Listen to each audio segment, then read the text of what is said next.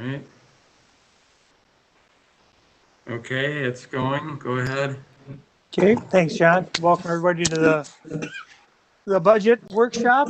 Scott, if you want to take it away, get us started. Thank you, Mayor. Tonight we did do a brief presentation of the overall budget plan at the last council meeting at the workshop. Tonight is a continuation of that. We'll provide some additional detail. The primary presenter will be Sarah Carlson, the finance director. We expect to provide ample time for Q&A for the council. If the River Falls two-year budget seems a little anticlimactic, it is that by design.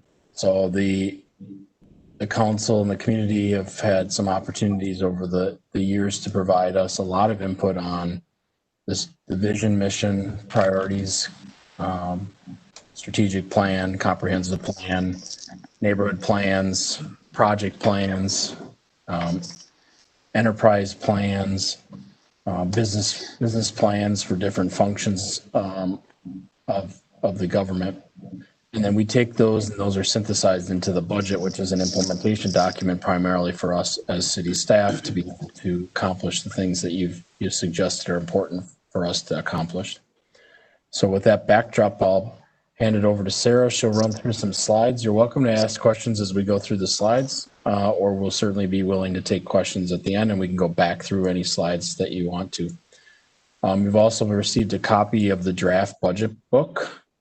That essentially is the proposed budget that you're discussing, and it provides some level of detail regarding individual products, services, et cetera, that the city provides within each of those functional areas and operational areas. So we'll try to run through this reasonably rapid. If you'd like to speed it up or slow it down, let us know. With that, I'll turn it over to Sarah. Thanks, Scott. All right, I'm going to share here.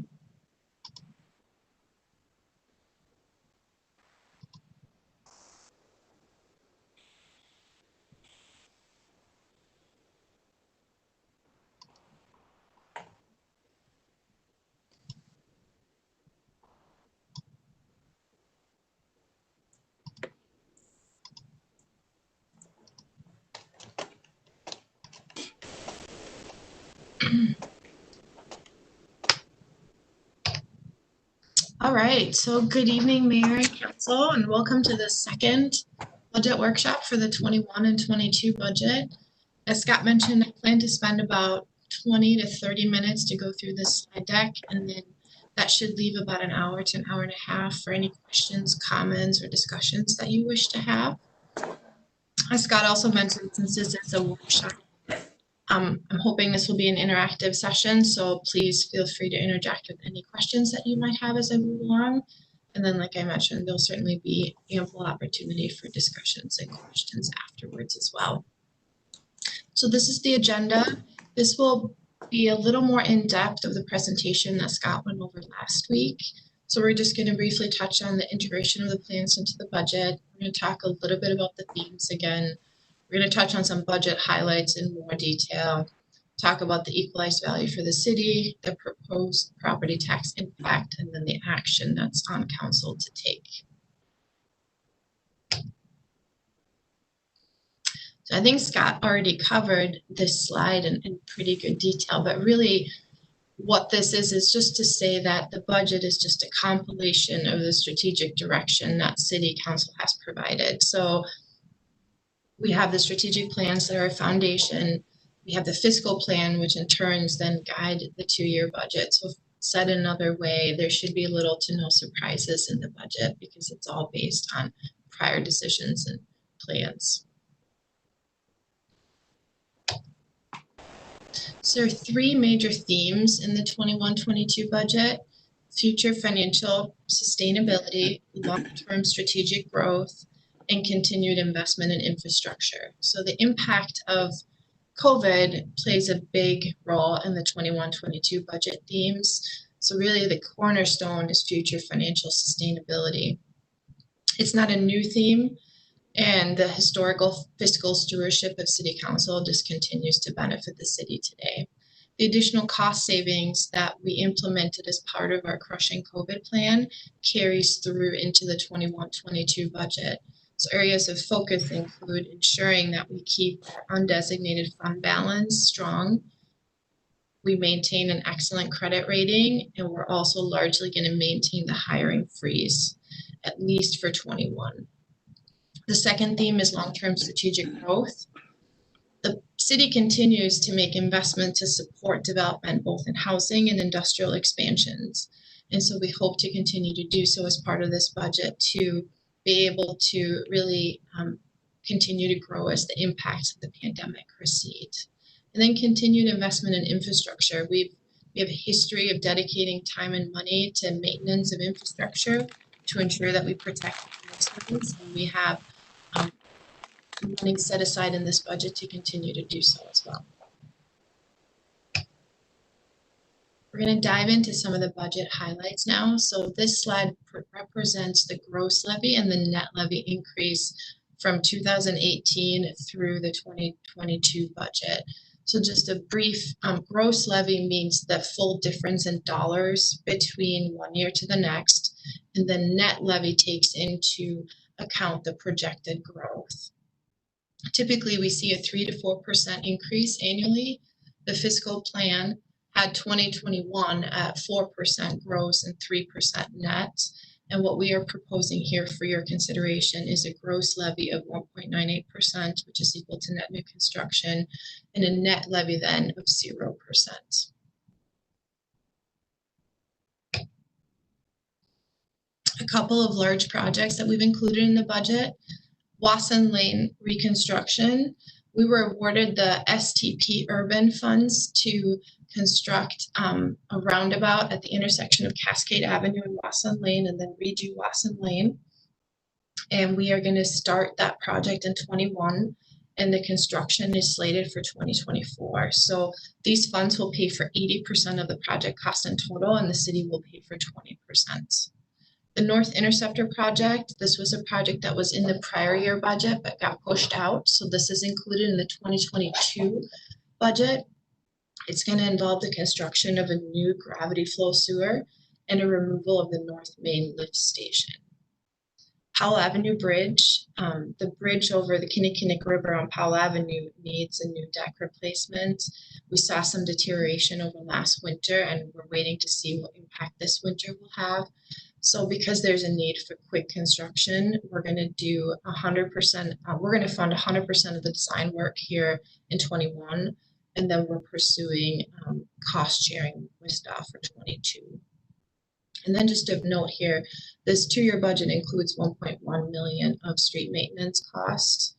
That's based on what our engineering department has submitted to us in terms of what they believe needs to be spent in order to maintain our roads and infrastructure.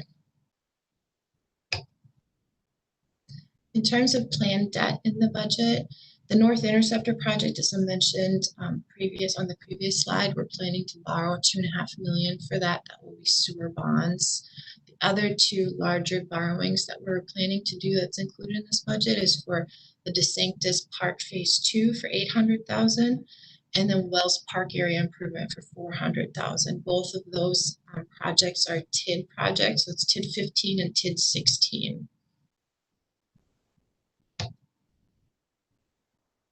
Scott mentioned this last week. We typically do a multi-year capital improvement plan, but because we felt that there was so much uncertainty around COVID and the impact it was going to have, we decided to propose to you to do a 1-year capital improvement plan. So this is a list of the capital improvement plan for 2021. We are then planning to have a workshop for council in 21 where you will sit down and discuss the priorities and projects for a 4-year capital improvement plan that will be implemented going forward.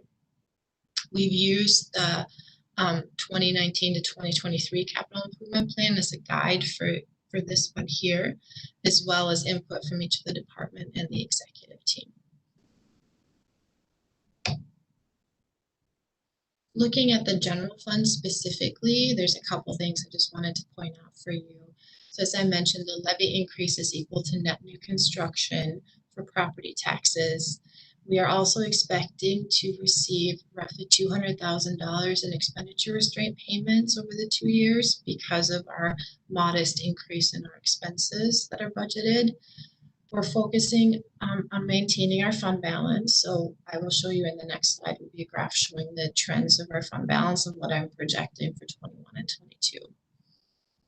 We are not planning to do any major capital issue or capital debt issuance for the general fund here over the next 2 years. We did a big bond offering, as you recall, here this summer. So no big debt issuances are included in 21 and 22 for the general fund.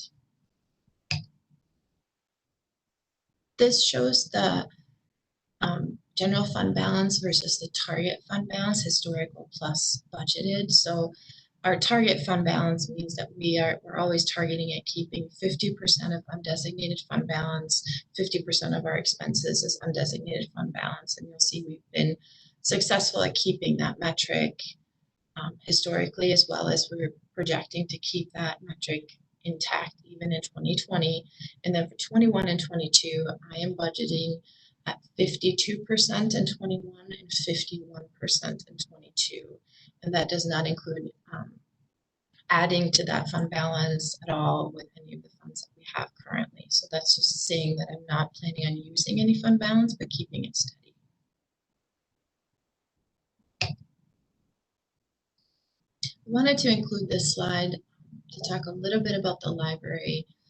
We did a lot of some changes to the fiscal plan, as we've talked about, in terms of what's in the proposed budget and what was in the fiscal plan. We reduced taxes and the levy estimates for each of our categories. We did not change it for the library, so we're keeping it at what was in the fiscal plan, which is $855,000 in 21 and $850,000 in 22. The library, we're expecting some reduced funding from the counties because of the reduced circulation they were able to have in 2020. So we're expecting some reductions in revenue. So we did not take down the levy amounts at all for the library.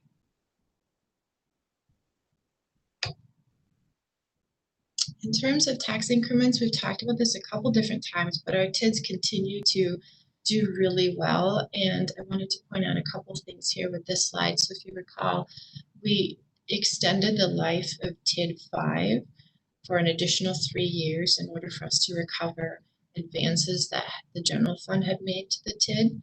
So in this budget, we're including $429,000 of those repayments to help fund additional work that we're doing in economic development. That TID is going to expire now in 2024, and so in the 2025 budget, we'll have this increased tax base for all the taxing jurisdictions. In addition, just a couple other highlights here. TID 10, which is Sterling Ponds, increment of $24 million, which is an estimated revenue of $800,000. Whitetail Ridge, TID 13, that's a continuation of what the Whitetail Ridge for TID 5 was. $11 million increment and $263,000 in revenue. And then TID 15 and 16, as I mentioned, with the debt issuance, is going to contribute $1 million of improvements to their neighborhoods. I included this slide in the fiscal plan when we reviewed that last year, and I liked it just from a kind of pointing out what's not in the budget. So I put this in here for your reference. So major things that we did not include in this budget includes the Main Street reconstruction, any major library building updates, expansions of our Man Valley Corporate Park, except we have some dollars set aside for design, any renovations or additional work around the Glen Park pool, any work on the Kinney Corridor, and the street light utility implementation. We had that in the previous budget, and we were going to implement that this year, and we chose not to. And I did not, I should say, staff did not include it in the proposed budget. So if we were to do a streetlight utility, my proposal is that we push that out for a couple more years. In terms of the city's equalized value, so this is the market value, we've seen an increase of 15% over last year, 167 million. So we're at 1.25 billion now. So we continue to have a lot of good growth in the city. We've seen growth in both Pierce and St. Croix County, but the majority of the growth is sitting in St. Croix County. Scott touched on this last week. I just wanted to reiterate, this is our estimate of what an average property tax bill would look like, just the city portion. So for 2020, we have it roughly at we have it at $1,426. And then for 21 and 22, I'm projecting it at $1,403. And obviously that is dependent on which county you live in, as well as if there's a TID in your county, and assuming that for 22, that net new construction remains consistent.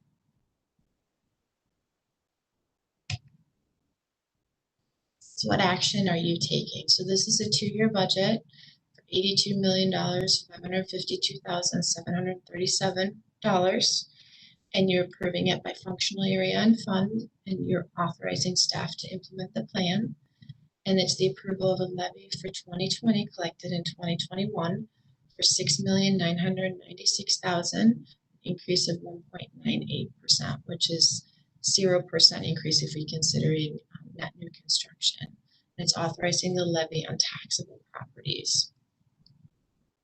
And so we will do the first reading at the next council meeting, and then the second reading and the public hearing will happen on November 10th.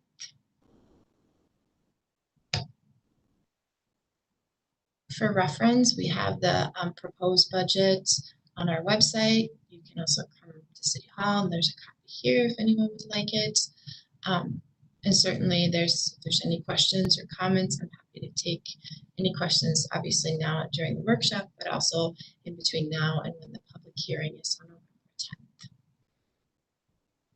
So with that, I think I may have gone through it even faster than Scott had given me allotment of time to do. So I'm happy to take any questions that you might have, or I will turn it back to Mayor. Hey, Sarah, I have one question for you. Absolutely. So I noticed that there is an addition of another community developer. And I noticed that in the packet, it talks about how it pays for itself. Could you describe that process a little bit so everybody looking at that and people viewing this today can understand how it does that? Can you, I missed the first part of your question. Would you mind repeating it? Regarding adding additional community developer, it talks in the packet about how essentially it pays for itself. And I believe it's through TID funding. Sure. Could you talk a little bit about that process and why it's a good addition for the city? Thank you. Absolutely. And I'll give my perspective, and then certainly I'll also let Scott give his perspective. But the way that I think about it is, you know, if we end up, when we hire someone in our community development department, we are continuing to focus on growth and continuing to help develop the city, which we've done mostly in forms of creating TIDs and then drawing businesses, both industry and residential properties to the city. And what that does is increases our tax base, which ends up giving us a higher tax base, which gives us more money, if you will. And so by continuing to help fund our growth, we're able to offset that cost. Scott, do you want to add your comment to that as well?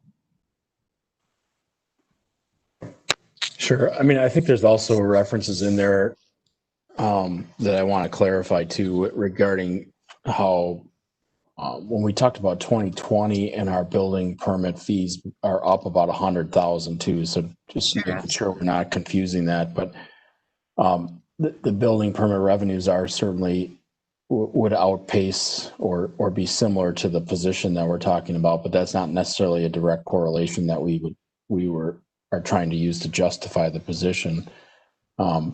Primarily the community development position, although I do think you can make a strong case that there is some long-term revenue generated from those positions, and they would make that case too in that department. This is primarily a reflection of the values and the priorities that the council's indicated to us. So the primary reason to include that additional position is to get more muscle into community development the result of that is going to be primarily the ability for the existing city planner position to focus more on long-term, long-range planning, primarily the comprehensive planning aspect of that.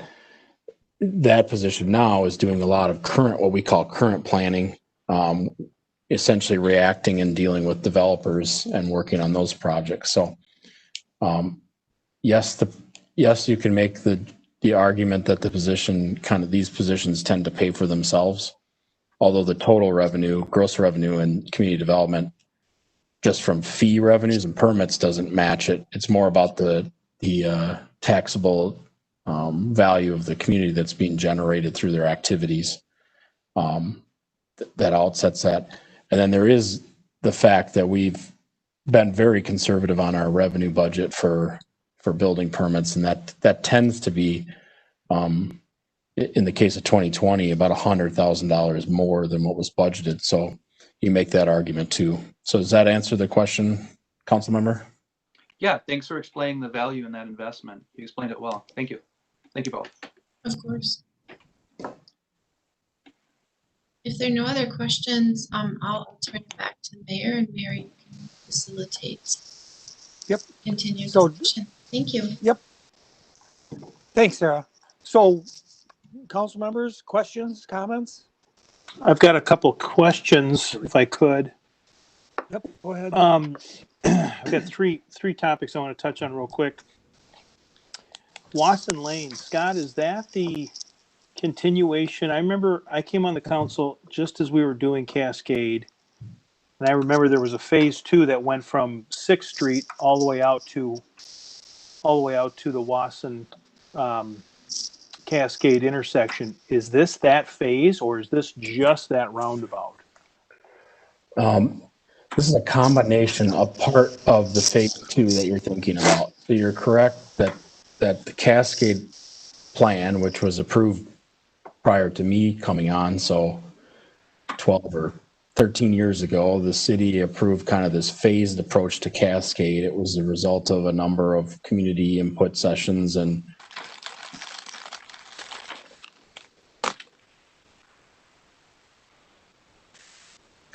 I think Scott froze.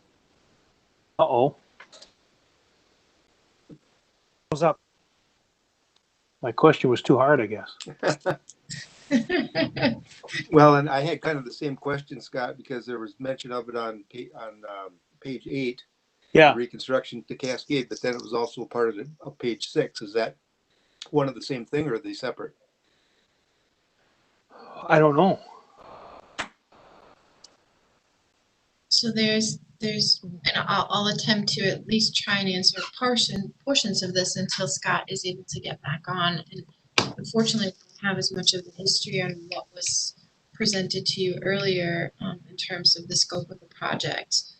But to my understanding, what's in here is it's one project, and it is the reconstruct from Wasson Lane at the roundabout at the intersection of Cascade and Wasson, and then all the way down. But in terms of what that means from what was planned prior to, unfortunately, we might have to wait for Scott to return to answer that question. So Sarah, as I keep on that topic for a second, Sure. does the 3.9 represent our 20% of the total project, or is that the total project and we have 20%? I would assume that the 3.9 is our 20%. It is not let me just validate this, but I believe that's the full project, but let me just double check that for you, Councilmember. If not, that's a pretty expensive roundabout. Well, Yeah. that's why I'm asking the question. Expensive, but let me just, So this project is just adding the roundabout at Wasson and Cascade, and then redoing the road from Cascade down to Cemetery. Okay. Okay, so That we'd make have sense? we'd have just the approaches to the roundabout, not the whole No. whole length from that roundabout back to the 6th Street roundabout. No, nope. As far Okay. as I know, no. This will just be that roundabout, and then down from Cascade, then down to Cemetery on Wasson. Okay, so that's why it's 3.9. Unless Scott's got something different. I don't know if he's Yeah. back yet. Can you hear me or see me now? Oh, yep. we go. There you go. It's not just can you hear me now. I guess it's can you see me now. My video and audio was working just fine when I was talking to myself. So I think I never lost your audio or video, so except for when I reset here. So I missed a tiny bit. The short of it is Cascade Phase 2 was 6th Street all the way out to Wasson, including a roundabout at Wasson and Cascade. Wasson is a different project. The Wasson project that we submitted, we grabbed the roundabout at Wasson and Cascade, so part of the Phase 2 project, but we didn't believe we would be competitive on the grant if we included all of Cascade Phase 2 and Wasson. So our staff made a good argument that the roundabout was important for the Wasson project. So essentially then we'll have a roundabout at Cemetery and Wasson, and that's not part of this project. The project is from that roundabout all the way to Cascade and making a new roundabout. So we'll have a portion of the Phase 2 of Cascade still left to do at a future time. So this will be between the new roundabout at Cascade and Wasson down to the Cemetery Wasson roundabout. Correct, and it's a new urban section, so it's trail, sidewalk, curb, gutter. It will look like a city street, not necessarily like an urban street or an old highway, essentially. So it'll be a very significant project, and it's funded 80% by state. We had Wasson. Wasson was on the list for a mill and overlay.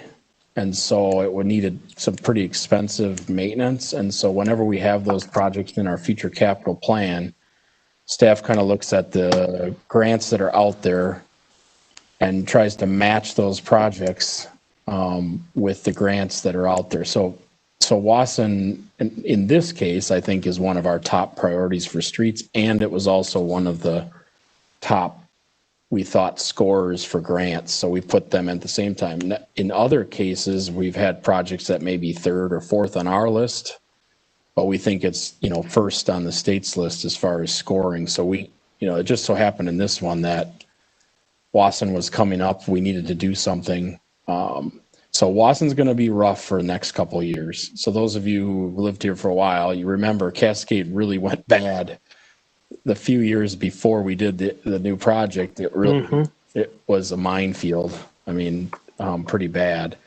I don't think Wasson did quite that bad, but we're not going to spend, the plan isn't to spend 50, 60, 70,000 on, significant maintenance each year when we know that we're going to have an 80-20 reconstruction here in just a few years. So we did some, I think we did micro surfacing on that this year, which is, kind of a painting it black and putting a little extra stone on it, but it's not gonna be great for, another 10 years if we did nothing. So the two, I'm sorry. I was gonna say, so the 210 that's on page 8, though, is that part of this mix? It's just part of where we're getting the money? Is that what I'm seeing? Yes. Okay, got it. In there is part of this project, and just to answer your comment, of course, that your question 3 point for this piece of that project, 3.9 is the total. Okay. So the city portion of that we're paying for is 780,000 over this project. Got it. Thank you. Okay. My next question was Wells Park for 410. I either missed that somewhere or wasn't aware that we were going to do something at Wells. I don't disagree that park needs a little help. It's a little tired, but can you talk about what we're going to do there? I guess, is that something that must be something that the park board was talking about, but I don't recall us being aware that we were going to spend some money there. Like I said, I think that's primarily sidewalk, council member. That's part of the TID project there at 1300 South Okay. Main. So it's to take a sidewalk from Main Street all the way to Wells Park, and then probably continue down to 6th.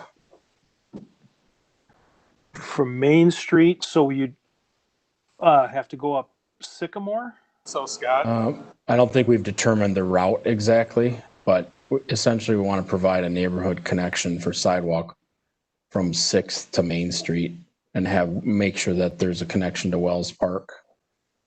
Okay.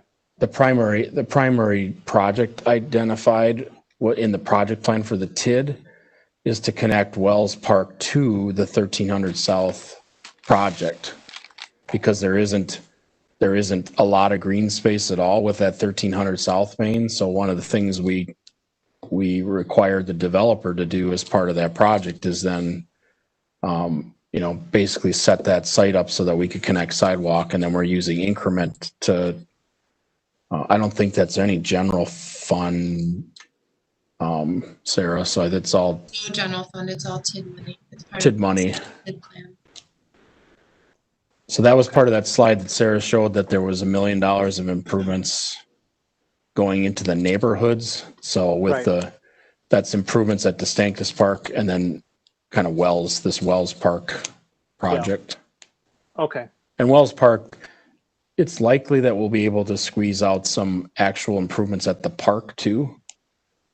But like you said, there'll have to be more discussion with the park board of the neighborhood, and that's not well developed at this point. What's developed is we've got a funding source for pedestrian connection. Okay. Right, Okay. and those items are slated for 22, and so that's part of why you wouldn't see any of that in the CIP. You don't see large items of that in the CIP in 21. So Okay. these would also be part of as we discuss bigger projects. All right. Got it. hey Scott, Yeah. if I might add, that area right there is in my neighborhood, right on Kennedy Street, Yeah. and that corner right next to the new building is a very dangerous corner, and that's something that's been identified from a lot of neighbors, that there's kids walking down, people walking their dogs, and they just about get schmucked every time they come around that corner with a car. So it's definitely a great improvement for that neighborhood. And to piggyback that is a very well-used park, and with the two developments going on each side, I think it's definitely a great time that we maybe do a little bit of investment in Wells Park there. Yeah. I'm not opposed to it. I'm in favor of it. I mean, I think that park needs a little love myself, but I just had not heard about it until I reviewed this one. My last question, Sarah, is around the ambulance, and I know we've talked at EMS quite a bit about it. I like asking this question because every time I've asked you this question, the number's gotten smaller. So I'm just curious as to how this budget is impacted by the shortfall in the EMS, in the enterprise fund for EMS for 2020. I see that by 2023, you're projecting a fund balance of about $340,000. I would assume that comes in the form of rents. And are we going to put the sale of that equipment into that enterprise fund? But at some point, we're going to have a shortfall in the interim. Are we going to borrow the general fund, going to borrow money to the enterprise fund and then have that pay us back? Or what's the mechanics of that? And what are the numbers? Sure. I will attempt to answer that. So in terms of where we're projecting to end the year this year, somewhere roughly 300,000 loss, which is less than what we had seen last year. Yep. And what we are going to do as part of this transaction is when we sell the assets, so some of the assets that we're selling and the rent, that's all going to stay in that fund. We also still have, in terms of, as we think about cash, we still have receivables out there that we're going to continue to collect those. I'm expecting that's going to take another couple of years continuing to collect that cash, which is how at the end of this budget cycle of 22, I think we're going to end up roughly 300,000 in cash. And what percentage to gross AR did you apply to that collection projection? We use a methodology in terms of the aging, so the longer it's aged Yep. out, the more we would discount it. So to the point where we discount it almost, 100% if it's aged out at a certain bucket. So it's looking at the various buckets of how we age. Okay. So I got it. Thank you. Of course. And I'm happy. I know you've asked this a couple times. So as we go through the sale and sale of the assets and finalize the accounting for it, I'm happy to provide council with an update on where the fund is at when we consider all of these items. And I think that probably as we get through November and into January, obviously after we've actually officially sent it over with the full transaction, I think that's at the point where it probably makes sense for us to understand where we came in at. And you've given me 300 for the number twice now, so I expect you to ratchet that down next time I ask. Well, at least I'm consistent. Well, you are, but before you were dropping it all the time, and I like that.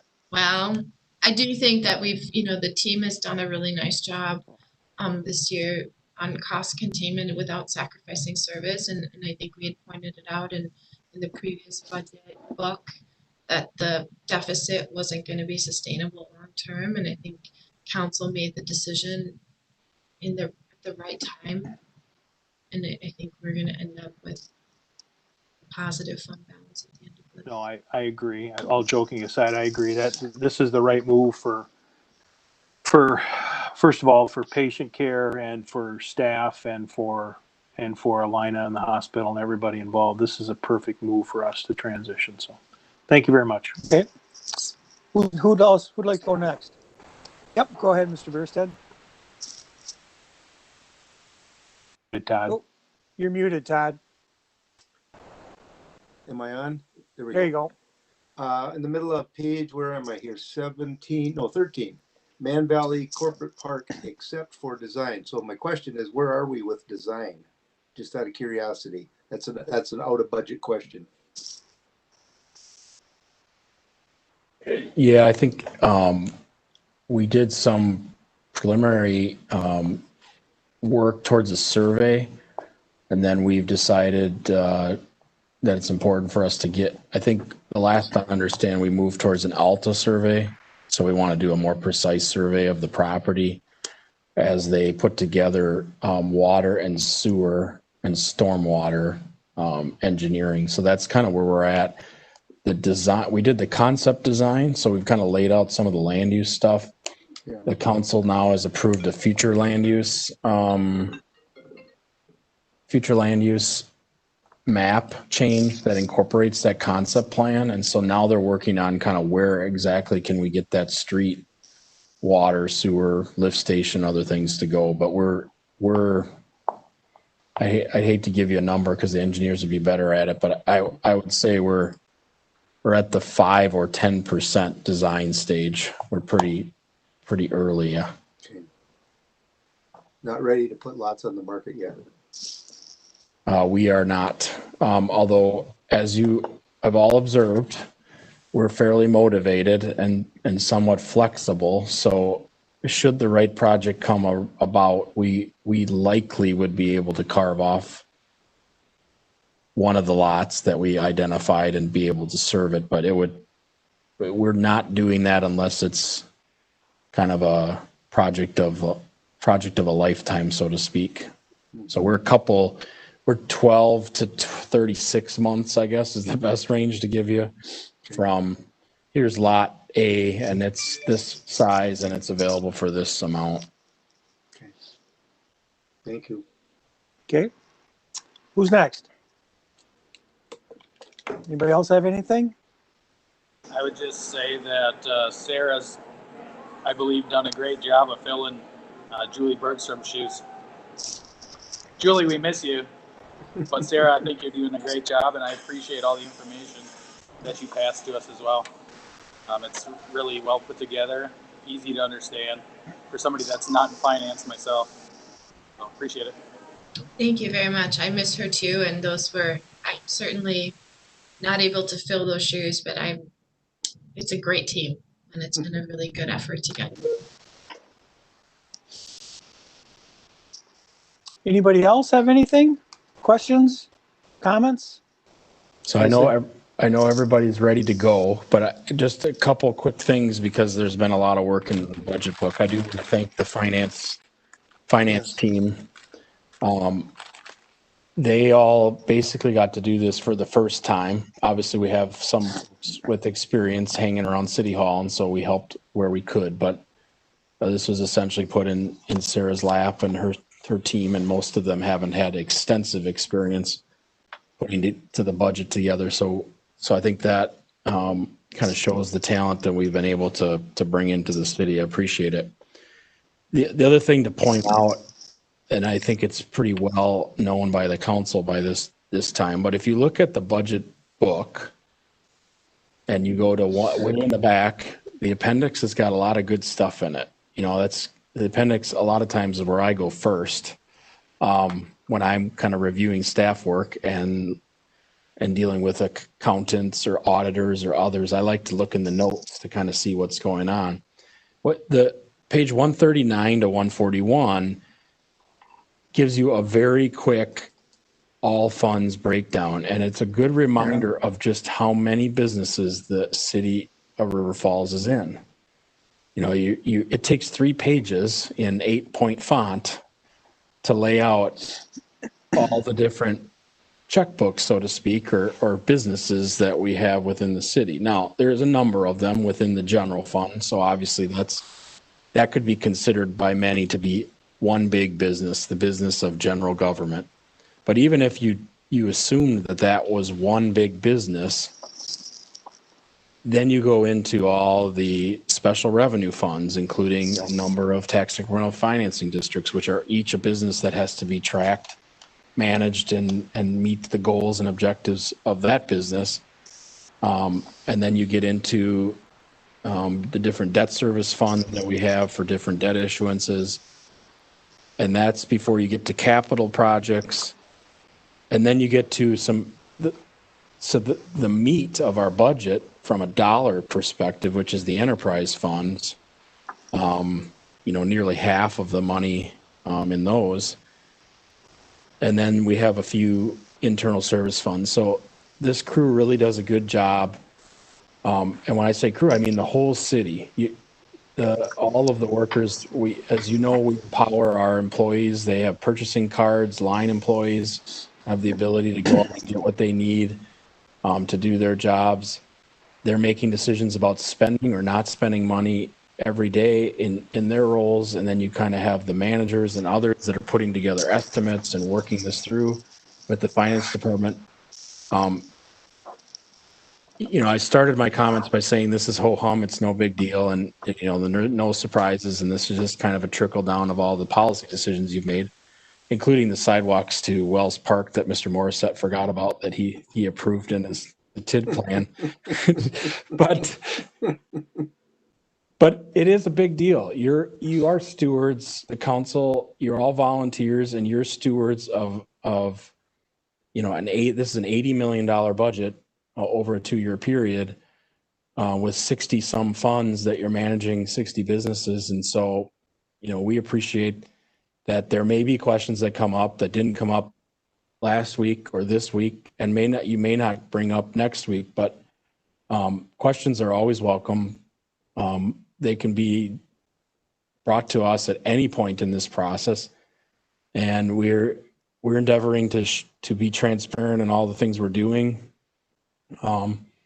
Because it is not a shell game. There isn't movement, we're not moving things between each to kind of hide the ball under the cup.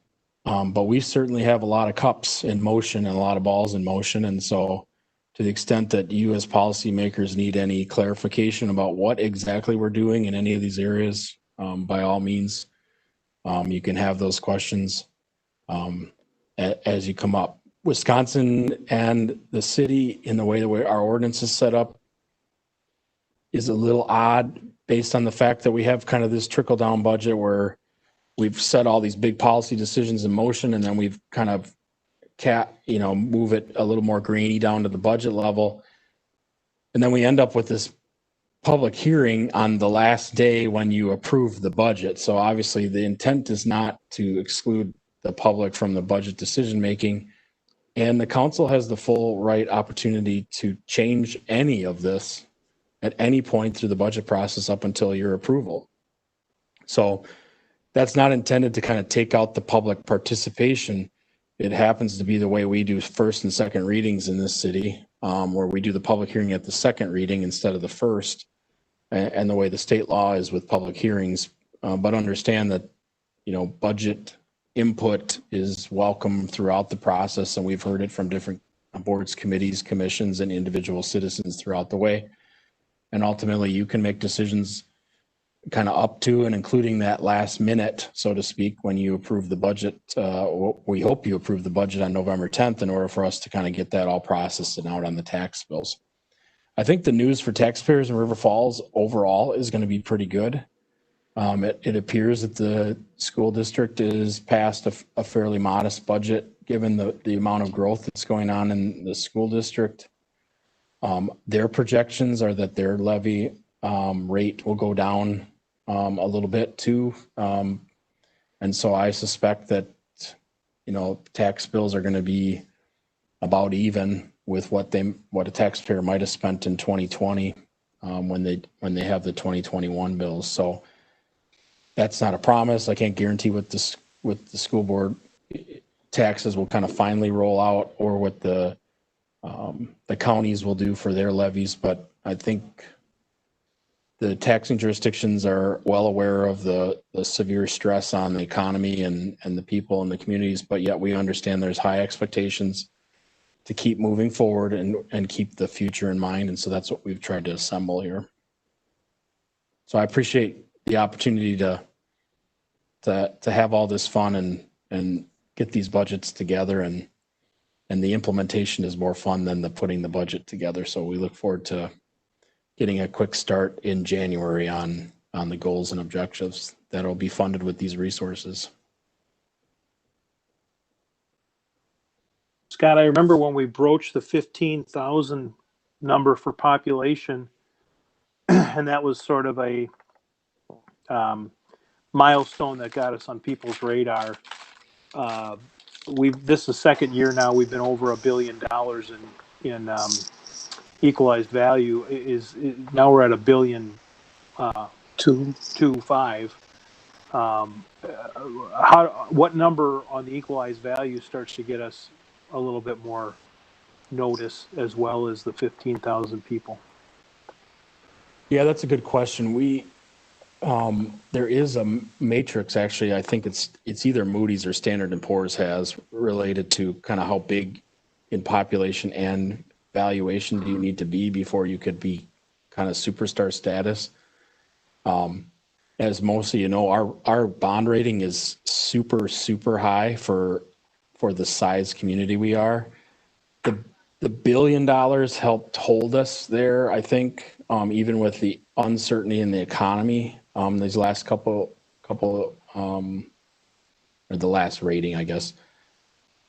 We can't get a magic number out of them, but I suspect it's much higher than 1.2 billion. It's probably, if you're talking about just investor services and bond ratings and things, we probably need to double in size before we kind of get looked at towards that top bond rating, even given our awesomeness.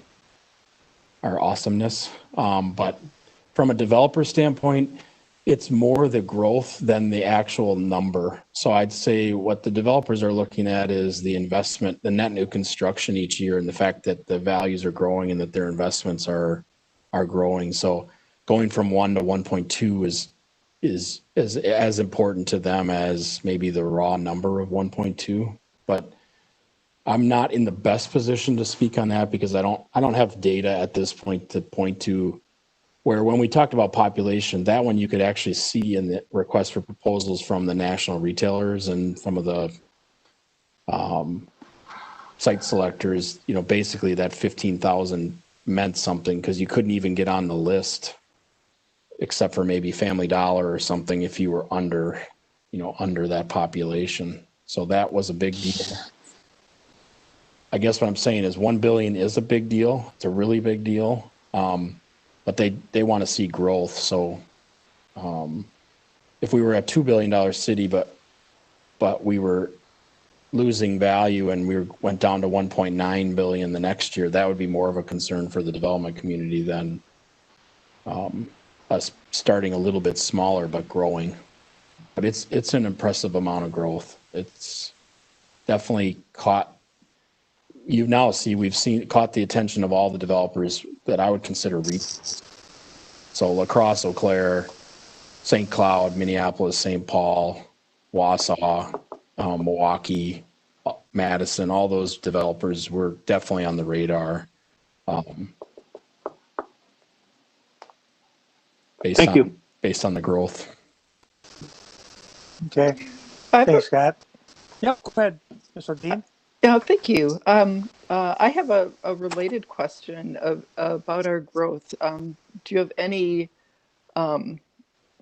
thoughts about what this year's census will show, particularly since it's been held in times of COVID and cut a bit short? Yeah, we've got zero preview. And I think, Ms. Odine, you've been on the council when I've expressed my concern about the state's estimate, so the census really is important for us because it kind of sets a plateau that the state can't go below. They have to build off the census. In other words, the state kind of takes all of the growth in the whole state of Wisconsin, and then they try to apportion it to different communities when they do the every year estimates after that. So 2020 census will kind of set the mark, and then the state has to give us credit for growth from there, knowing all our housing starts and other things. I can't imagine that we'll see in the census as much dramatic growth as we probably think we're actually having in the community. So, if you take 100 housing units at 2.5 or 2.7 people per housing unit per year, I don't know that we'll see 2,700 people added to our population since the 2010 census, which you may think as just kind of looking at it from a math perspective, you'd say, well, they've had about 100 housing units a year for 10 years at or whatever the national average is for household size, 2 point something. You should have that amount, but I don't know. It's kind of one of those drum roll moments for us. I know Jason's on the phone too, and he's had some interaction with the clerk, but I think we kind of are just going to be surprised, unfortunately. And then we'll have to decide if we want to. I'm not familiar with the census. I think with the U.S. Census, you get what you get and you don't throw a fit. But with the state, we have an appeal process. So the state, we can actually kind of demonstrate and give them numbers and say, we think you've got this off. But it wouldn't be out of the question that River Falls would be at 16,000 or 17,000 people, but I'm unsure. Hey, Scott. Thank you. Doesn't the university come into play starting this year with the new census somehow? Yeah, I mean, that's the other wild card. I'm glad you brought that up. And of course, it was a COVID year, so there's less. Yeah. They're down. I think the chancellor told us last week that they were down maybe 5 or 6% students in the housing to start with on September 1st, but then they've released people from contracts since then, significantly reducing the housing. I suppose in theory after the census was through. So, but yeah, we believe that not just the year-round resident students off campus should have been counted by the census, but that the on-campus residents of should have been counted in our census counts. And we have reason to believe that none of them were in the past, that Yeah. the censuses prior to 2020 did not include that. And that's the case in other university communities too, across the US. But the clarification from the Census Bureau this year, or going into this year, was that what they call institutional populations, which includes universities and prisons and other, I think, military bases, and that population is supposed to be wherever you spend 51% or more of your time. That's where you're supposed to be counted. So if you have an 8-month or 9-month housing contract with the University of Wisconsin River Falls at Stratton Hall or May Hall, you should be counted in the River Falls population. If that's the case, then we could be 20,000 people. And then Mr. Morissette's comment about what's the next milestone? Well, 20,000 would be another milestone in your kind of population look. Although I caution that they're looking as much now in micropolitan areas or trade areas as they are kind of in corporate boundaries. So they would look at River Falls plus the surrounding areas to understand what kind of trade area they have, depending on what kind of business they are. Okay. Thanks, Scott. Okay, I guess that's it. Thanks, Sarah. Thank you and your department and all the department heads. I greatly appreciate all the time and effort you guys have put in this budget. You too, Scott. Everybody. I guess that's it. We'll talk to everybody soon. Looks really good, guys. Thank you. Thank you. Take care, everyone. Thanks. Bye. Thanks, Sarah.